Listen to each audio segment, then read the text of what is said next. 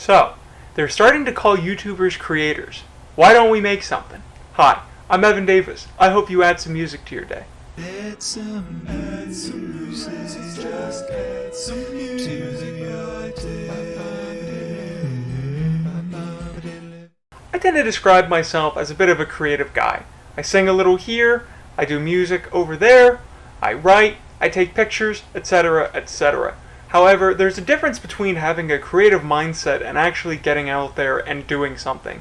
And this divide is something I see a lot in terms of the way people describe themselves as well. We tend to talk a lot about the things that we enjoy. For instance, if you ask me about myself, I might tell you, well, I'm a fan of comic books and baseball. And while those are things that I enjoy, they're not necessarily hobbies because there's nothing deeper than the consumption of entertainment. For instance, binge watching things on Netflix or YouTube has become incredibly commonplace. However, there's nothing particularly engaging about that because we're simply watching rather than thinking critically, discussing, or making something. For instance, if you say you're into music, there's a big difference between I like listening to songs versus I like making songs. And this distinction is something that I've always kind of thought about because while I do tend to describe myself as creative, I don't get out there and create quite a lot. I will engage with content, I will think about making things, but very seldom do I actually get down there and do it unless it's assigned to me. Something like a class project, or as I've talked about, the whole purpose of this channel is to sort of build accountability to get me into doing things. And so I had an idea about something I would like to do, and I'd like to share that with you, and hopefully that'll get me to do it. So something you might ask your creative friends is, of course, well, where do the ideas come from? And for me, this was just a bit of a random dream. This was one of those dreams where you could tell it's a dream, but because it was kind of engaging and almost story-like, I was going along for the ride, even though I knew it didn't make a bit of sense here and there. In fact, I liked the idea in this dream so much, I woke myself up at 5 o'clock this morning just to write it down. So I'm going to read out verbatim what I typed on my phone while I was a bit delirious, and then we'll talk a little bit about how I'm starting to flesh this out in my mind. A boarding school that bunks people who assume their personas and identities of horror-type characters as they try to get roles in films. The protagonist is a normal guy trying to find his character and a new actor. Rooms with a Frankenstein monster. You need to be quiet around him. The love interest is a steampunk goth girl with moving tattoos that are the souls of her ex-lovers. You must compliment them or she's gonna get you. The intro acts like a movie montage with newspaper clippings and broadcasts noting that solar radiation caused people to be like that. Pokes fun at a gimmick from the first film. The other one, referring to a different character, just kind of wore a dark outfit and mask like the Purge. Her name might have been Alice. Of course, that's a bit of gobbledygook. Probably not the most interesting thing on paper. Let's try to get a bit of detail on what was going through my mind as this was playing out. So essentially, the main character is this very average Joe. His name might have been Joe. For whatever reason, I'm feeling Frank in the back of my mind. And he's a very clean-cut looking guy who's new to the acting scene. And it started in the middle of the story in media res, to use a vocabulary word, of him walking through the halls of this sort of acting boarding school. I'm not really sure how else to describe it. In which, he gets into his room and he starts settling down. He sees a woman walking across the hall. She very much looks like, I believe it's Lady Mechanica, if you're into the comic books. And visually, I thought this character was particularly interesting to me because the tattoos that were all across her arm were just constantly moving. And that made a very neat visual in my mind and sort of why the main guy took an interest to her. So she comes in, starts talking to him, at which point he realizes, I guess he has some sort of an interest in this girl, not just because of her appearance, but because she also seems to know a thing about this acting boarding school, and of course his goal is going to be trying to become a good actor. She has already assumed her sort of monster identity or persona, whatever I meant by that in the little writing, and her gimmick, as noted, is essentially the tattoos on her arms that are constantly moving are imbued with the souls of her former lovers, which I assume that means she probably did it. However, of course there's a bit of a problem with some of the internal logic here, right? Is that, of course, it makes sense in dream world, but how is it that, monsters exist and they have sort of powers like that, but they're also trying to become film stars?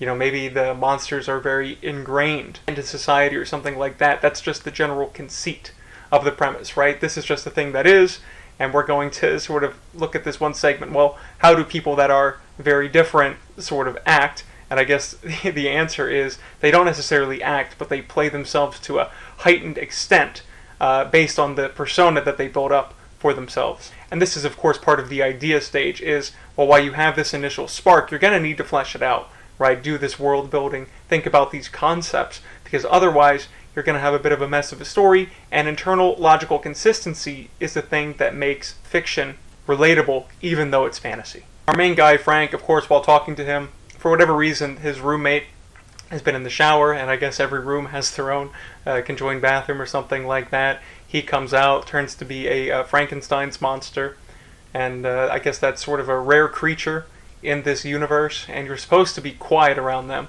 For whatever reason, the Frankenstein's monster sort of was very quiet himself and took to reading, while the rest of the conversation between the moving tattoo lady and Frank was going on. Her friend joins them in the room, and she very much just kind of looked like a generic character from Purge movie or something like that. I don't believe she spoke, except for upon departing, she mentioned that complimenting the other character's tattoos is the only way to keep her from sort of attacking you, which is very urban legend.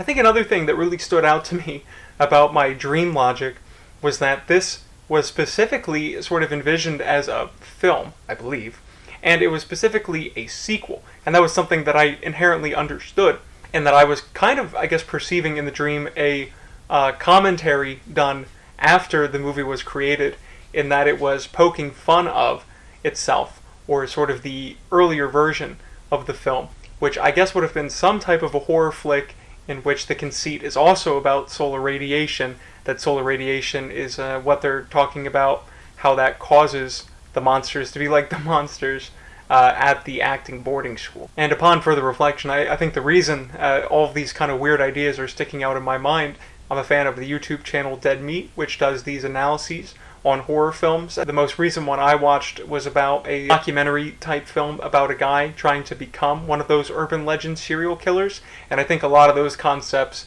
and the presentation of those videos sort of melded in my mind to give me this very strange dream. However, I think it has some promise. So now that I have an idea, I'm sitting here, I'm thinking about it, I'm going to continue to workshop it in my mind, taking notes and all that.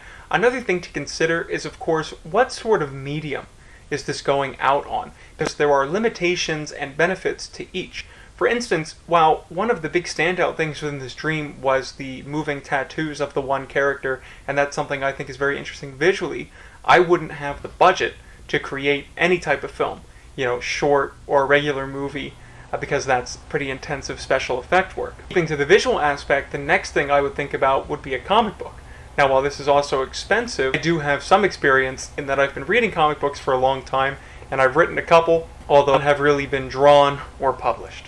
I think the concept, at least this base idea that I'm working with now, lends itself to comic books particularly well, in that it's very easy to think about this being some sort of a serialized narrative, right? This is the arc of our main guy, Frank, being a normal dude, to building his, urban legend persona, and going through the acting boarding school, becoming the best guy he can be. And along the way, because it's serialized, I think it makes it very easy to introduce new types of characters who are playing on different tropes, right? Because we have some sort of a Frankenstein's monster, well, of course, you can introduce a vampire type guy, maybe there's some zombies going on, whatever. This idea and the serialized nature of comic books, I think, match well, because you can have these different introductions, and you can break it into different arcs. Now, another thing to think about is also personal limitations. There's a very common idiom out there in that you should write what you know. However, I'm not a horror buff, and I actually don't think I've seen very many horror films at all, which is why I'm very surprised this is something that came up while I was dreaming. And that lends itself to another idea within this idea stage, in that research is important. Number one, you might think you have a good idea. That could have been something that was done a very long time ago. And that's essentially something people discover all the time, is an idea that they have has been done before, and not only that, but it's been done in a famous piece of literature or a film. I'm sure just on the basis of this, there are a lot of horror parody type things that might be within the similar gist of what I'm getting at. I'm still having a bit of a hard time extrapolating exactly what my idea means. I feel like I would definitely drop some of the bits about solar radiation and have to have a nice think about how this sort of society works, in that, monsters are real, they can potentially have powers, but people are also sort of trying to become them, but they also act in film, right? Maybe there's an avenue there to do some type of commentary, but that's why the research is going to be important. Figuring out, well, does this idea already exist? If it does, can I do something different? Can I put my spin, as somebody who doesn't know horror very well, into this sort of horror adjacent genre? So in summary, where do ideas come from? Well, ideas come from all over the place. You just got to be looking for them. Beyond your dreams, of course, you can always take a look at the newspaper, right? Real world events will give you ideas. You can observe things in your real life. As you walk, you can people watch, perhaps, sort of notice behaviors. That'll help you understand a bit how people work, and that might help you within your writing in terms of making realistic characters through observation of reality. Most importantly, now that we have this idea, and I hope you create something along with me if this becomes a series of some sort, refining that idea is very important, as that's of course going to increase the likelihood of you creating something that is good.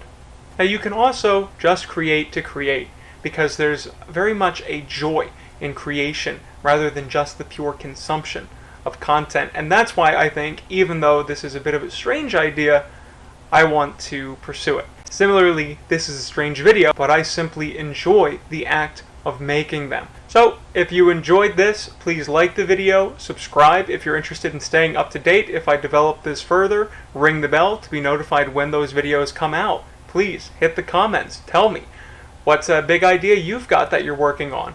Are you going to make something along with me? How can we refine the idea that I have to make it the best? Should I try to pursue creating a comic book for real for the first time, or just stick to making it perhaps some sort of a short story? Alrighty guys, thank you very much for watching, always appreciate it, and please add some music to your day. My